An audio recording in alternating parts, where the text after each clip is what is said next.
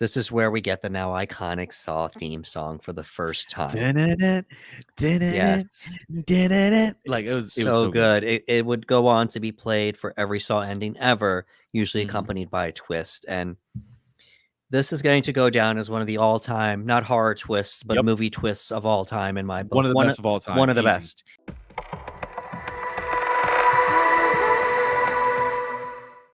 Hello, friends. I'm Anderson Marchak, And I'm Ricardo Segura.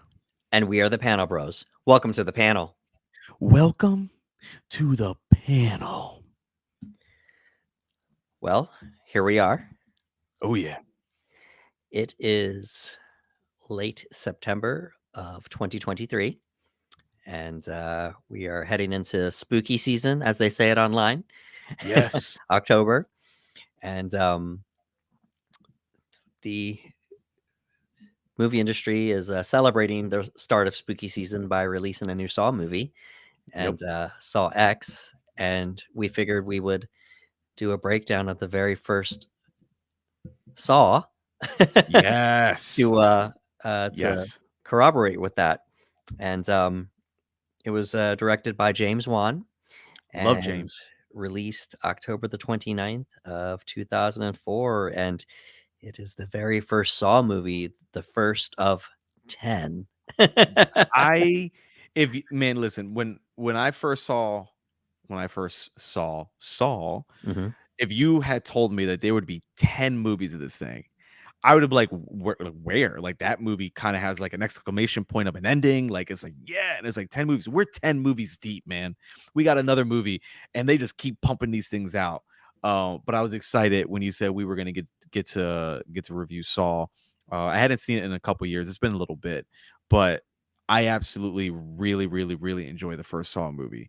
Because the Saw franchise is a beast all in itself. Like there's a people like it for different reasons, but in my opinion, like I love the first one. The first one was my favorite. So the fact that we get to talk about it, I'm excited. And James Wan continues to show like his grasp on like horror and suspense and surprises, because this movie could have been just called Surprise, because this thing's got a couple twists and turns in there that kind of shake you a little bit. Yeah, and we'll touch on that because this is the movie that kind of kickstarted James Wan's career Yeah. in the doing major films, because he would go on to do other major projects after this. So let's get started. Yeah. Alrighty, so we have a photographer named Adam, and he wakes up in a rundown bathroom, Hmm. a bathtub rather, and he has his ankle chained to a pipe. And across the room is oncologist Dr. Lawrence Gordon, who is also chained up. And we're just being introduced to how scary this is going to be.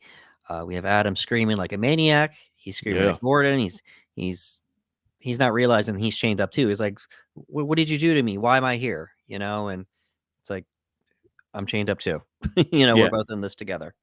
I like when a movie can open just like that. Like there's zero build. And it doesn't always work, but this is one of those times where it works. And I can only imagine waking up in a room that I'm not familiar with, and there's another person in the room across from me. I would be reacting the same way. I'd be like, what did you do to me? Why am I here? You did something. And then you clearly find out as time goes on that you're both in the same situation. But like, does that level of trust come back? Are you still going to be a little unsure? Like, I would be like, wait, maybe you're still mess with me. But I love that this movie opens on our two main characters in this horrible looking location. And it's just like, yep, you're in it. Go along for the ride. Yeah. And so Gordon seems to be the voice of reason, I guess because he's a doctor, Yeah. and how they can get out, or at least he's calming down Adam. That's the main thing here. Um, Between them is the corpse of a what we are to assume a suicide victim Hmm. who is holding a revolver and a microcassette recorder. Both men find a tape in their pockets, and Adam retrieves the recorder. And it's really interesting. Use your shirt, and it's it's not firm enough. You're Yeah. trying to get the shirt, so he finds something to reach over. I think it's the drain plug. Yep. It's a drain plug. Yeah, Yep. the drain And he's plug. able to hook it and grab it. Yeah, it was cool. Um, so they play it, and Adam's tape urges him to survive, while Gordon's tape orders him to kill Adam by 6 o'clock, or his wife Allison and daughter Diana will be killed. Adam finds a bag containing 2 hacksaws inside the toilet, and both men try to saw through their chains, but Adam's saw breaks. Yep. So, even on the first watch, you know that they aren't meant to get out this early, Yes, yes. So when his saw breaks, we're not really that surprised. No. Like, we're looking at these chains, and these chains are extra thick. So the irony is when you see these saws, these are, very traditional, like small saws here. And in no way, shape, or form are these things ever going to be able to go through those chain links. I understand why they tried. It's a moment of desperation. But as a viewer, you're just thinking, nah, that's not for that, man. There's no way you're getting out of this right now. So the music drops, and then the camera zooms in on Gordon's face, and you kind of realize it with him. Gordon starts thinking, and he realizes that the saws are not intended for the chains, but to cut off their own feet so they Right. can get out of it. Ooh. It's the title of the movie, Saw. Oh, it's so cruel. It's just like, hey, if you want to get out of here, you're gonna have to saw off your own feet. Now, we don't have any other context yet because Oh, they still are in what we presume to be a locked room. So even if they decided right then and there, it didn't happen, but if they decided right then and there to saw off their legs, they would most likely still be in a position of uncertainty. Okay, now what next? Like, what are we supposed to do now? Like, I'm supposed to kill you, you're supposed to stay alive, but like, what if we don't do that? Like, can we just escape? But now we're bleeding out. So it's an interesting dilemma because they're like, well, he wants us to cut off our feet. Let's not do that right now. Let's try to see if there's another way. This whole room is a giant escape room. That's what it reminds me of. It's just an escape room right. where the penalty is death. And right away he realizes it and he goes, he doesn't want us to cut these chains, man. Yeah. These are to cut our feet. And you're just thinking, oh no. Right. So Gordon identifies their captor as the Jigsaw killer. Mhm. It's a serial killer that tests his victims' will to survive through lethal traps referred to as games, whom Gordon knows about because he was once a suspect. So then we start getting flashbacks to some of the victims of the Mhm. Jigsaw killer. The first one is called the Razor Wire Maze, Yeah. and we have Paul, who is a man trapped in a barbed wire cage. Um, he is put there because he attempted suicide, Mhm. and he ends up losing blood due to the barbs cutting him as he tries to escape. And then that's when we get that cinematography where it's sped up to Yeah, it's kind of just, very shaky and just yeah, chaos. right, just to kind of instill some type of fear, while we're seeing him try to get through.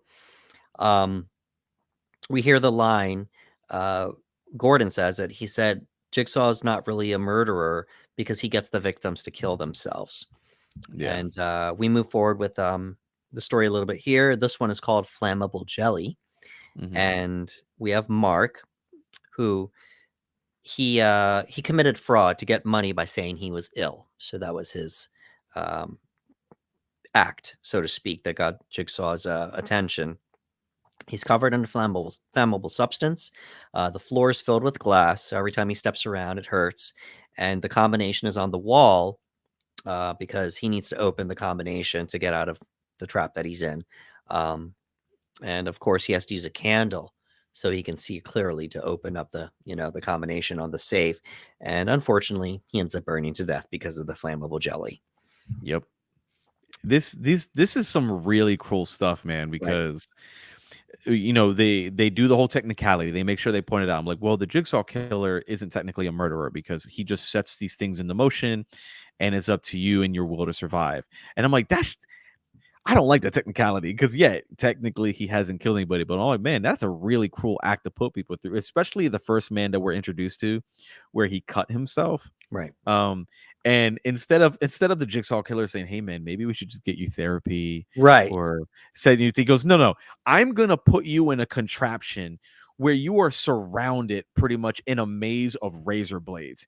do you really want to take your own life? If if you Right. This do, then go for it. But it if not, you got to crawl through the cuts. I'm like, it's a why little would you si do that? it's a little signs of the times too about how we view mental health because this was the early Yeah. 2000s where we still shunned people who It, did this, you know? Right. it was an interesting dynamic because instead, again, the Jigsaw killer is like, oh well, you have to show your will to live. You have to show your will to Right. survive. And he goes, you got to get through these wires because at a certain time, those doors are going to lock, and this will be your tomb. So was it 2 or 3 hours? I don't Um, recall how long, it yeah. was either 2 or 3 hours. He had to get through those razor wires in order to get out. And the man panics, so he's rushing through, and he cuts himself too deep, and he just essentially bleeds out. And I kept thinking, like, man, already this Jigsaw killer is trying to say that he's doing this to change people. And I'm like, Right. hey man, this guy was cutting himself. Maybe get him therapy, maybe get him to a mental health crisis center. Instead, you were like, nah, surrounded with barbed wire. So immediately I was like, no, I don't like this Jigsaw killer guy. And then the other guy ends up, just burning to death. And it was just like, yeah, your will to survive. And I'm like, Jigsaw killer, you're a bad man. Yeah. like this whole facade of like, I do it so that they can learn. No, cut that out, cut that out. But yeah, it's a pretty crazy setup right off the bat to see these kind of traps come into motion. Right. So, the razor wire cage, that was 2 hours. It You was had it. 2 hours. He had Yeah. 2 hours to get out. And and you brought up the editing style, the editing Right. choice, where it's like very chaotic and very shaky.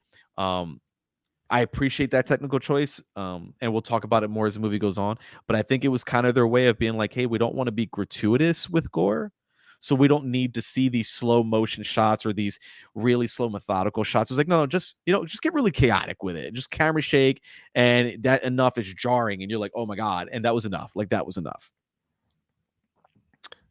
So, 5 months prior, Gordon, while discussing the terminal brain cancer of patient John Kramer, was interrogated by detectives David Tapp and Stephen Singh. And they found a pen light at the scene of one of Jigsaw's games.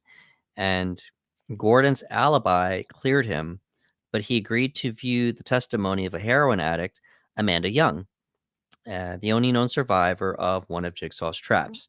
And she was forced to kill and disembowel a man to obtain a key to free herself from a reverse bear trap strapped to her face. So, this is the reverse bear trap.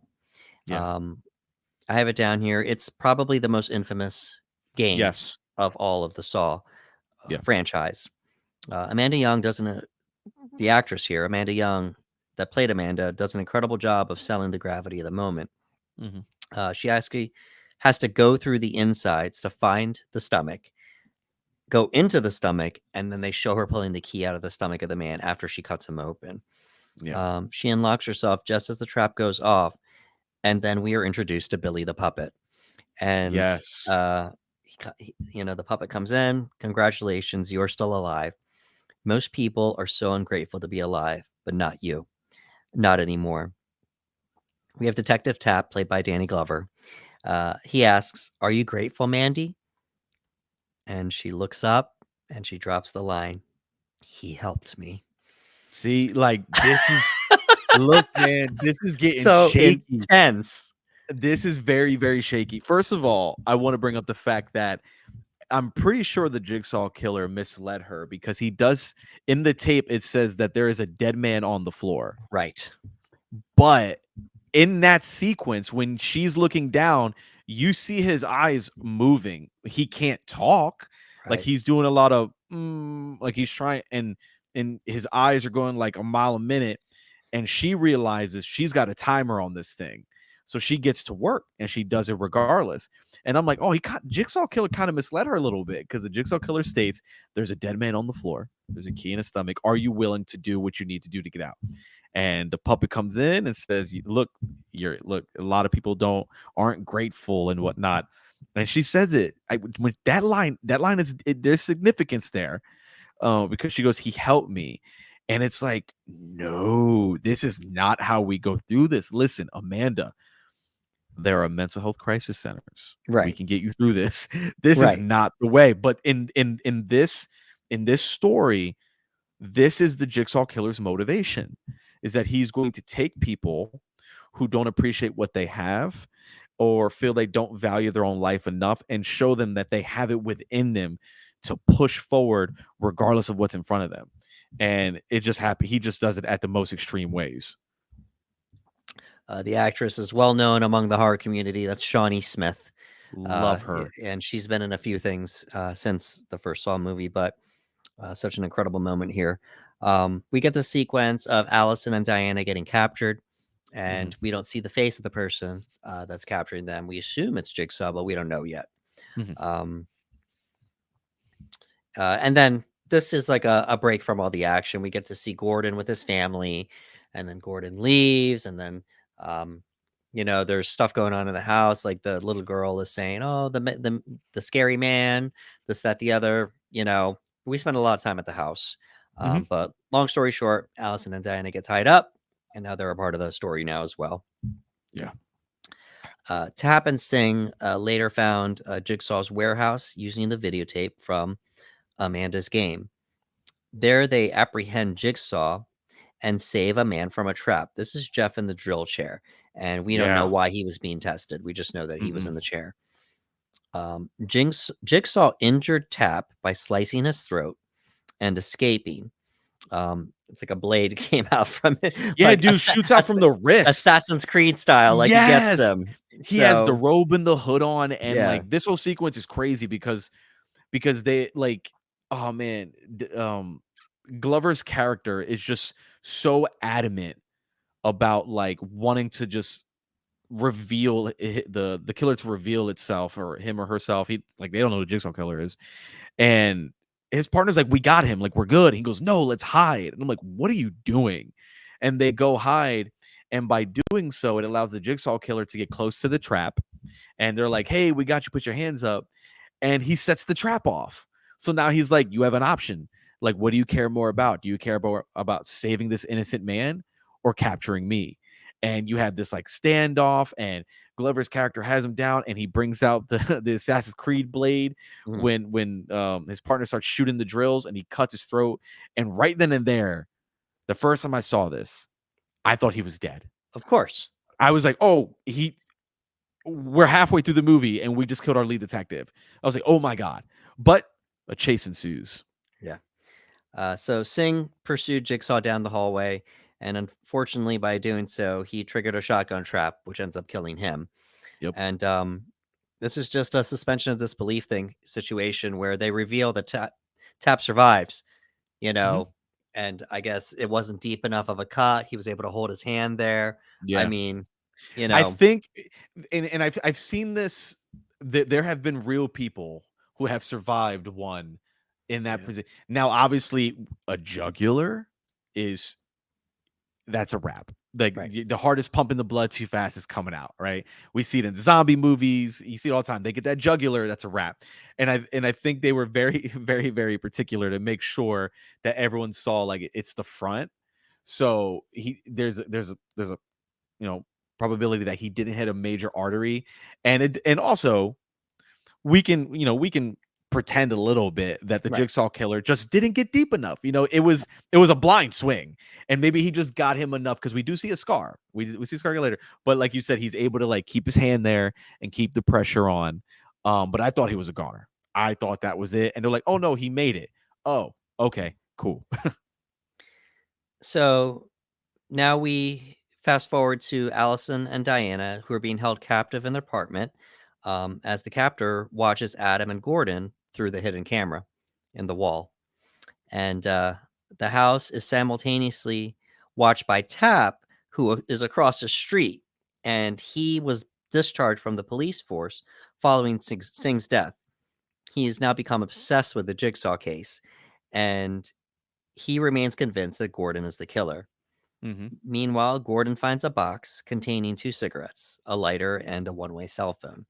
It can only receive calls, it can't make them. And he recounts his abduction in a parking garage by a pig-masked figure. This is where we see the failed attempt at pretending to die after dipping the cigarette in the poisoned blood. Yeah. And I guess I guess Gordon must have thought there's no way it's going to hurt him if I do this, you know? Well, It was he did it with the one cigarette and then gave him the yes, yes. yes. Like, he has that thing and it's like, "Hey," like, and there's clues in there pretty much saying like, "Hey, you can dip," without saying it, the letter's pretty much saying, "Hey, man, if you dip this in the blood, it'll poison, he'll die, and then and you're good to go."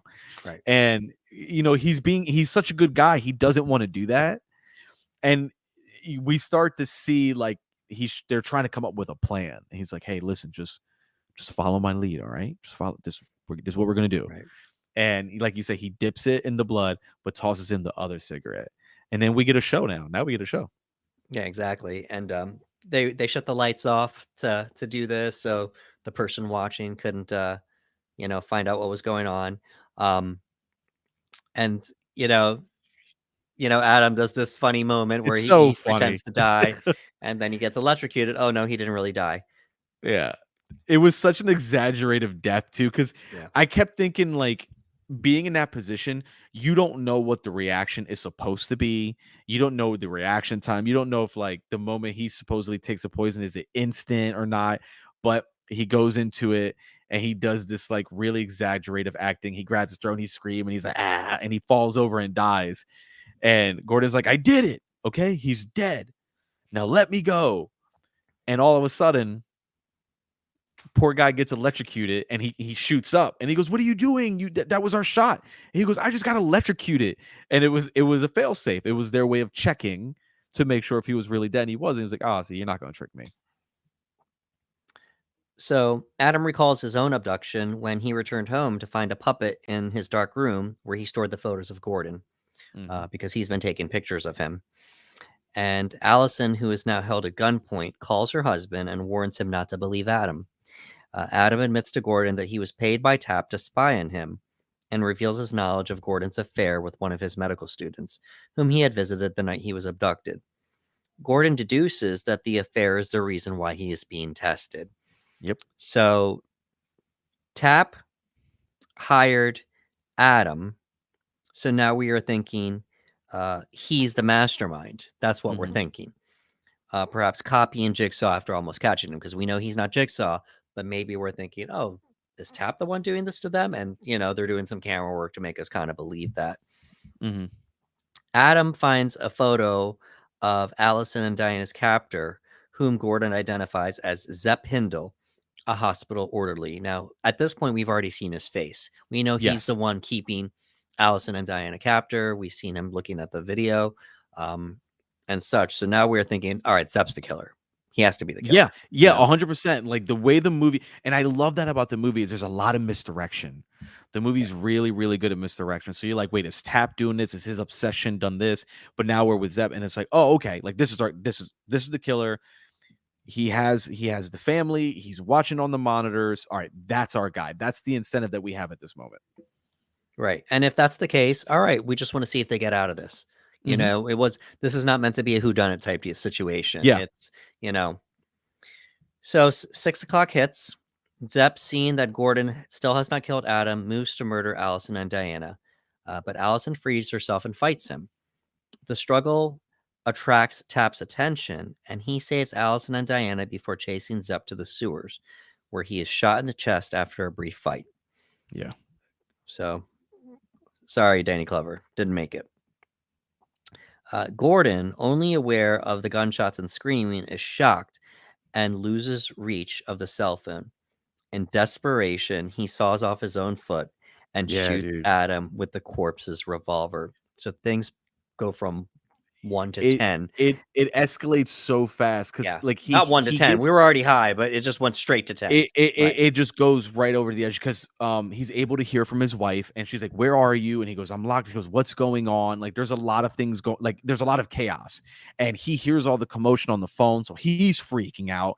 And then he realizes that the time is running out and he had until a certain time to kill David. If not, his family would die. So he's hearing commotion and he's freaking out.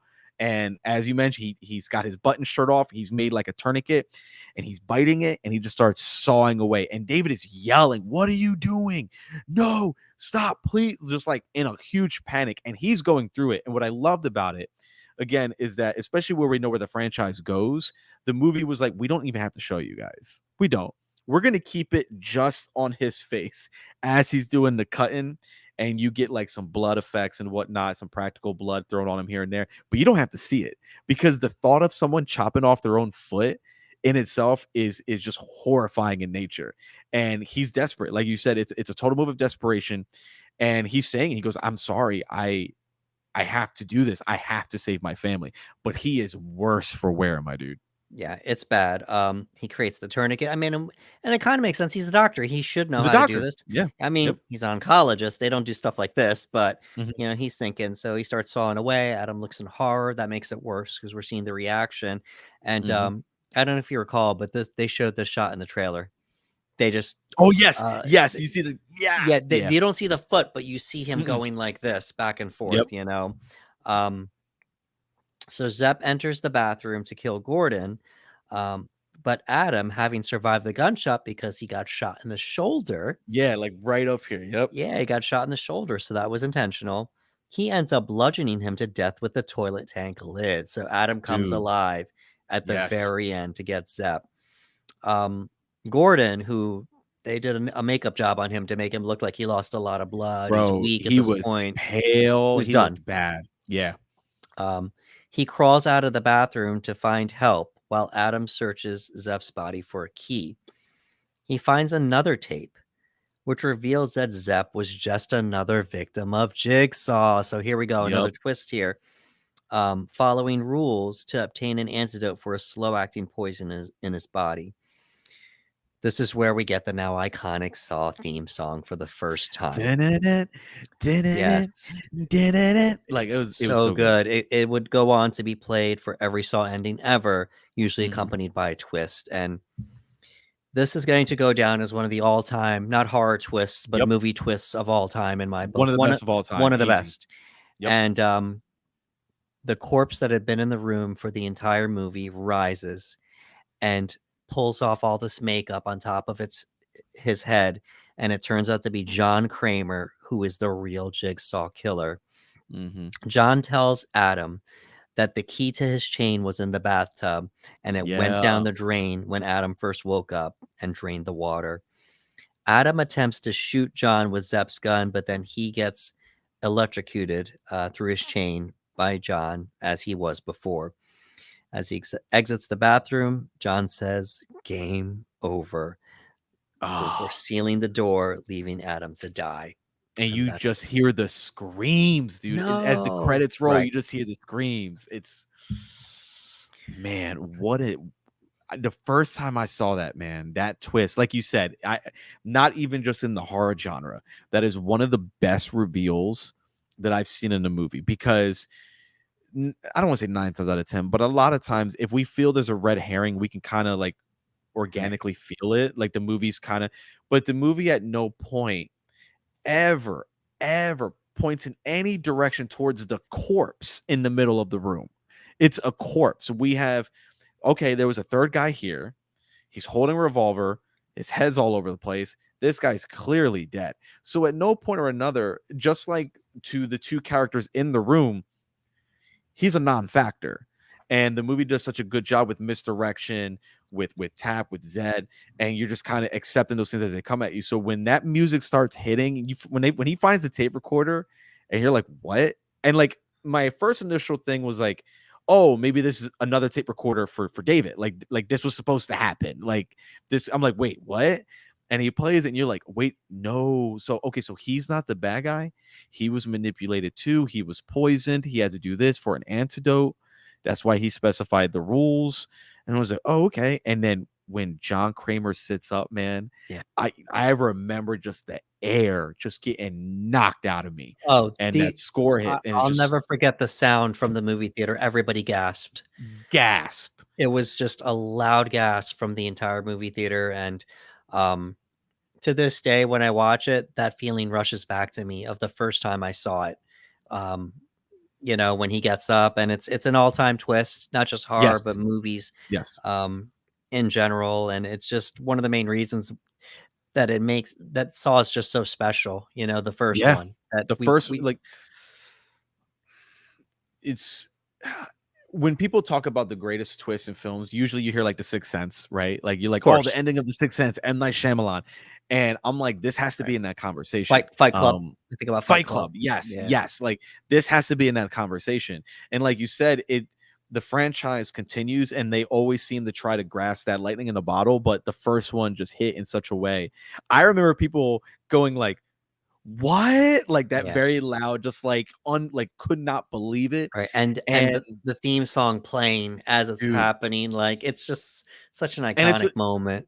it's a bleak ending. It's a Right. bleak ending because not everybody makes it. Now we get to see we get we get to see our one character chop off his foot and he crawls out, but you're not even entirely sure he makes it because he's bleeding out bad. Right. And he says it. He says, I have to go get help. If I stay here, I'm going to bleed out. I have to go. So he makes it through. So I guess we can kind of assemble that he made it. But that's all we get. And when Kramer turns off the light and David extends his hand, he's screaming no. And he Adam. just says, oh, Adam, I'm sorry. And he Adam. just Yeah. goes, game over. And he just Right. slams Game the over. door Yeah. and it cuts to black. And you're just like, Right. Because right. And we what? haven't said this yet, but one of his trademark sayings is, would you like to play a game? I would like Yeah, to play a game, game so over. but then he said game over. So Good Lord. um it's hard to ignore. At the time, this was like the mid 2000s. So we were like 6, 7 years from scene 7. So Okay. um it's hard to not ignore the influence of 7 on You can Saw. see it. Yes. If you saw it, if you didn't see it, the critics definitely did. So Mhm. to the point that it was panned because people thought it was trying to be like 7. Um, you know, that opinion has changed over the years, not in the sense of it trying to be like 7, in that it spawns a successful franchise, Yeah. and launched the careers of several people, James Wan being the number one person. Yep. Um, so the box office, the budget and box office are as follows. The budget was between 1 and 1.2 million, and it was a success. We ended up doing 103.9 million. So this is not the best, but one of the best low budget horror movies um, of all time. And the King, just one guess at the King. It's a little obvious, but what do you think, Ricardo? Man, I remember The most lowest budget horror movie you could think of that did the best. what's the best one? Well, no, the most money, the biggest Okay. money for the lowest Oh, amount of money. Yeah, oh man, off the top of my head, I I'll give couldn't you a even hint. tell you. It's a found footage movie.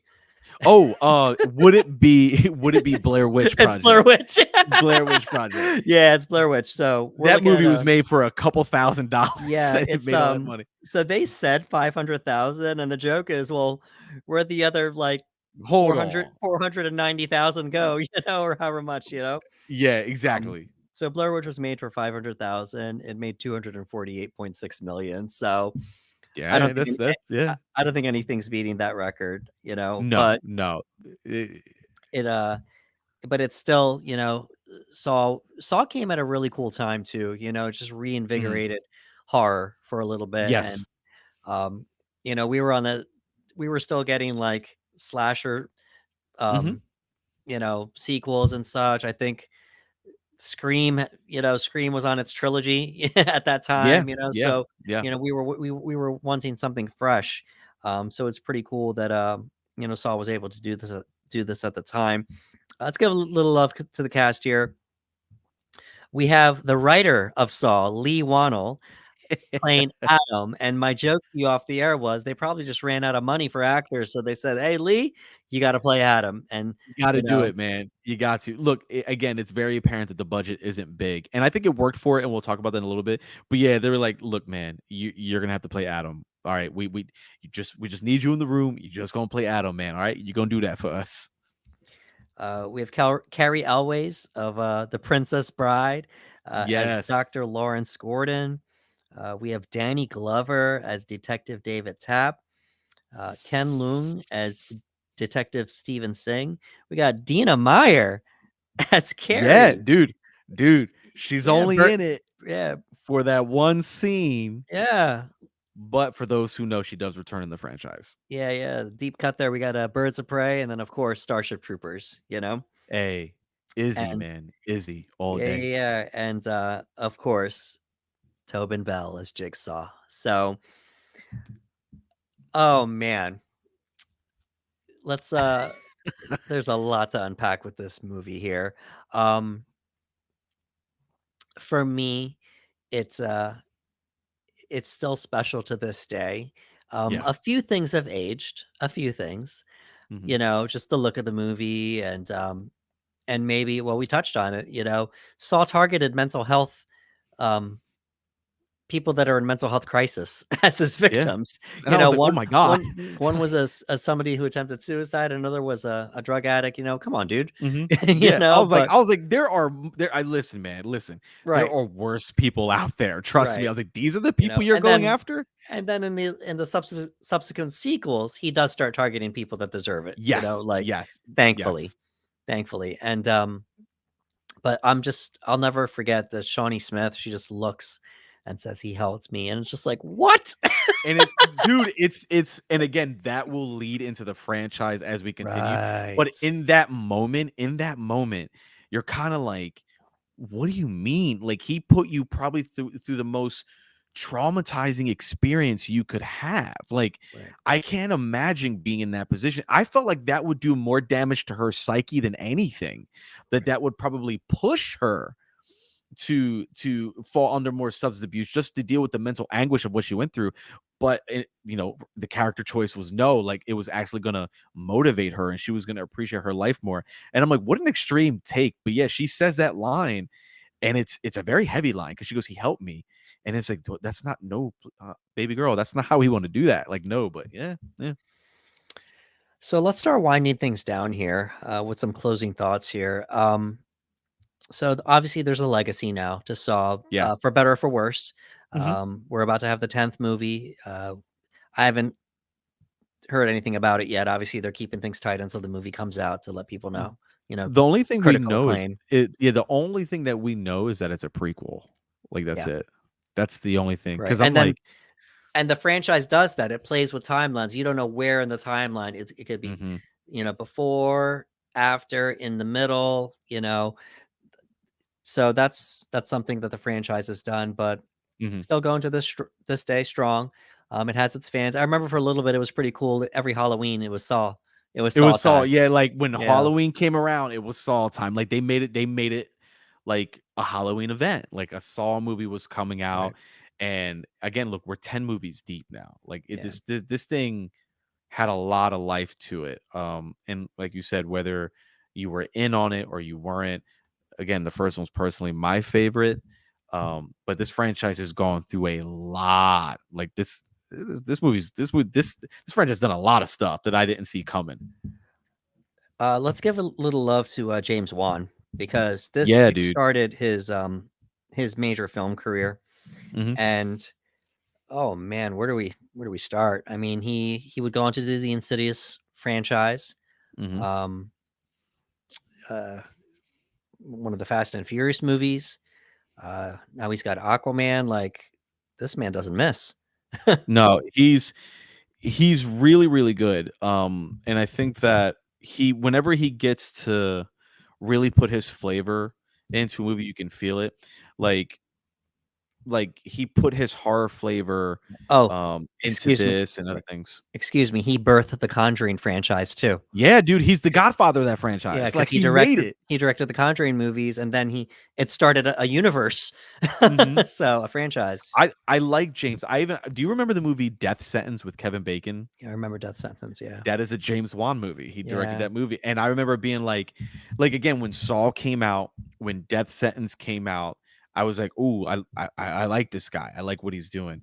But yeah, you got to give James his flowers. I think that James is one of those directors, especially with what we've seen him do now, where if you look at a movie like Saw, and then you look at a movie like Aquaman, and you say those are made by the same director, that is a huge leap in advancement in filmography to start at something as low budget and just the aesthetic. Again, like you had mentioned, it's kind of hard to not feel the movie Seven when you look at Saw, down to the color, the aesthetic of it all, the nature of the film. You know, you have a killer who thinks that he's enlightening or teaching people or righting wrongs and whatnot. And you have a movie that heavy, and then you have fun blockbusters like, you know, with a Fast and Furious movie or an Aquaman, and now he's got Aquaman 2, and then you have The Conjuring, and then you have Death Sentence. Like, he's a very, very well spread out director. He's a director that makes me think that he can do anything. Like, you put something in front of him, he can make it work. He's a phenomenal director in that sense. I had to look it up. I was off. So Seven was 1995. So Okay. 9 years had passed, Mhm. but Seven had left such an impact Yeah. on the film community that we're still thinking about it 9 years We later. still talk about it today. The Oh yeah, Batman, the Batman just came out. What year was the Batman? 2020. Mm, 2021, is it 2021? I believe And so. and there's still people talking Seven vibes Right. with the Batman, because again, Seven left that type of an impact. Seven is also one of those movies that has one of those endings that sticks with you. Yeah. That I'm is in a sorry. conversation. Timelines. Batman was last year, so 2022. Okay, so the Uh, Batman was 2022. Okay. yeah. So Yeah. yeah, so like it's you know, it's you can't help but feel that. And it might be intentional. A lot of these directors are paying homage to these movies, Right. especially something like Well, a Seven. well, David Fincher's no slouch. So, Nope, and nope. we will go through his filmography one day. So, Yep. as far as that goes, Yep. but And um, yeah, yes. like yeah, what I just want to say, like, there are 10 of these movies. I've obviously only seen 9. Saw 1 is absolutely my favorite. I think that the limited budget helped it in many aspects. I think that less is always more when it comes to movies, especially with horror. And I think that the idea that a movie where there was so much misdirection, watching it as a viewer and thinking, okay, we know our players. We're just here to see if they can make it out. And for them to actually turn it into almost like a whodunit film in the last 5 minutes, to completely switch the narrative on us like that and take a character that we gave zero thought about and being our main baddie, having a bleak ending and whatnot. I can see why a studio walked away from that, especially with you know, the type of reactions that fans were giving it, and just going, I think we have something here and we can continue this. And the franchise, whether you love it or you don't, again, I'm a mixed bag when it comes to the franchise. I think there's good parts in every movie. I think there's good parts in every Saw movie. I said, but I feel like the Saw movies became that franchise where it's like, hey, like, what kind of traps can we come up with for the next movie? Like, how crazy can the traps be? Where the first movie felt the most like a psychological thriller out of the whole franchise. And again, the franchise was fun. Like, a lot of times they would use and they're doing it now for Saw 10. They're just showing traps to sell the movie. It's like, hey, look at this trap. Like, look at, you're like, what? Like, what is that? Whoa, I can't wait to see the new Saw movie. Where this one was like, hey, we're gonna show you just a very brief clip of a guy holding a saw, and it looks like he's chopping his leg off, and like, that's your sell. Like, that's it. You know what I mean? Like, no, nothing fancy, nothing this or that. And I appreciate it that it felt like a smaller movie. I think every once in a while, again, like we talk about blockbusters and franchises and IPs, it's always nice to watch a movie feel small, but the story works so well that you end up having a big experience. So a small film with a very big experience. And I absolutely love the first movie. I would recommend it to anybody who has never seen it. I like, if I have a buddy's like, I never saw Saw, I'm like, do you know the twist? Nope. Then you have to watch it going blind, please, Yeah. because it's absolutely one of the best. Jigsaw goes down. He's an icon now. Many people would argue, like, Yeah. when you talk about Nightmare on Elm Street, talk about Freddy Krueger, you talk about Michael Myers. Jigsaw is in that conversation. He has become synonymous with horror movies. He's become synonymous with the Halloween season. And like Michael Myers, like Jaws, like Nightmare on Elm Street, they have their themes, they have their scores. You can't have a Saw movie without hearing da da da da da da. Like, you hear it and you immediately think Saw. And even as the franchise continued and we got less of the Jigsaw that we know and John Kramer, that always stayed intact. That vibe, that feeling, that track was always there. So Saw went from this very low budget film to a massive IP. And it's always cool to see that happen. And I like that James Wan made this and was like, I'm perfectly happy making the first Saw movie. It is now yours. Do what you will with it. I've laid the groundwork, and I love when directors can do that. I absolutely adore when directors can do. Again, he did it with The Conjuring. He's like, hey, here's this world. I made it. I did the first one. Have fun. I love when they can hand off like that. Yeah, and I want to come back to the cast here. It was a couple of names. We have Mhm. Carrie Elwes, who hasn't been Yeah. around, and Danny Glover, who hadn't really been around for a while. I missed out on giving Shawnee Smith some love again there. She would go on to do more things. I forgot to mention Michael Emerson, who played Sepp Hindle. Um, those of Oh, okay. those of you that are fans of Lost will know him.